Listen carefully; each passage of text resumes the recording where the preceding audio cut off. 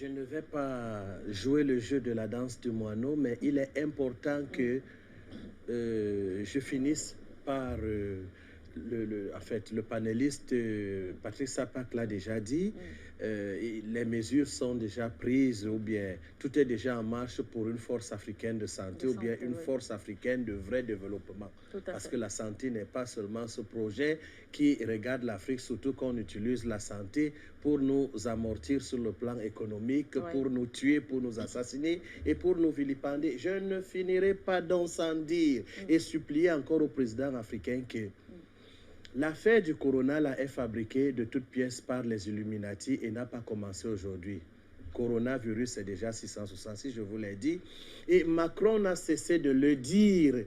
Personne n'échappera au nouvel ordre mondial. Et nous arriverons au nouvel ordre mondial par l'intelligence artificielle, qui sera une sorte de vaccination.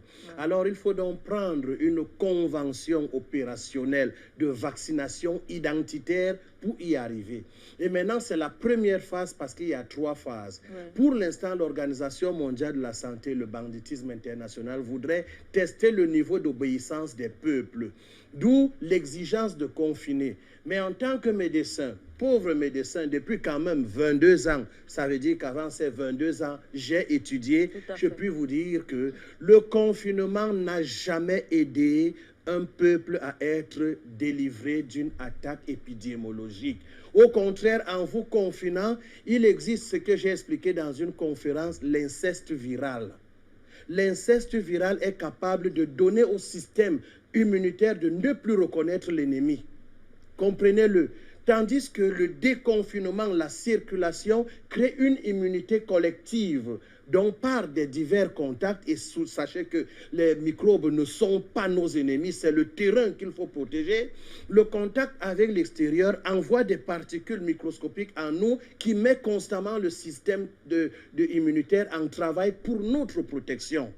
Ça, je pourrais revenir là-dessus parce qu'il va falloir revenir à la vraie immunité et non les bêtises qu'on nous met aujourd'hui dans des facultés de médecine, transformant des médecins en agents très dangereux. Parce que je vous assure, même le fait de vous asphyxier là, avec les masques, c'est pour vous fragiliser. Ça fait 50 à 60% de votre gaz carbonique qui revient dans votre intérieur. Et pendant ce temps, vous faiblissez parce que l'énergie amplifiée ou bien gérée par une bonne oxygénation du corps n'est plus là du tout. Mais les médecins réciteurs de cours, malheureusement, ne vous en parlent pas. Toutes les résolutions qui sont prises là sont mauvaises. Comme ces fûts qu'on trouve là dehors, regardez, vous ouvrez un robinet dont vous déposez votre Covid, vous lavez les mains et qui ferme? C'est encore vous. Vous reprenez le Covid. Autant d'imbécilité qui démontrent qu'il n'y a pas eu concertation scientifique, mais une histoire politique décidée un certain jeudi, le 12 mars en Belgique, et les Africains ont copié-collé dans une sorte de folie qui dérange même parce qu'il suffit de réfléchir comme le patriarche disait tout à l'heure pour comprendre qu'on imbécilise les gens. Donc 50 personnes, le virus se calme. En tout cas, j'ai vu dans les restaurants, tout le monde entre, il baisse, il met en berne son masque. Le Covid attend, il mange d'abord, après il remet, le Covid frappe. Des imbécilisations comme ça ne doivent plus exister.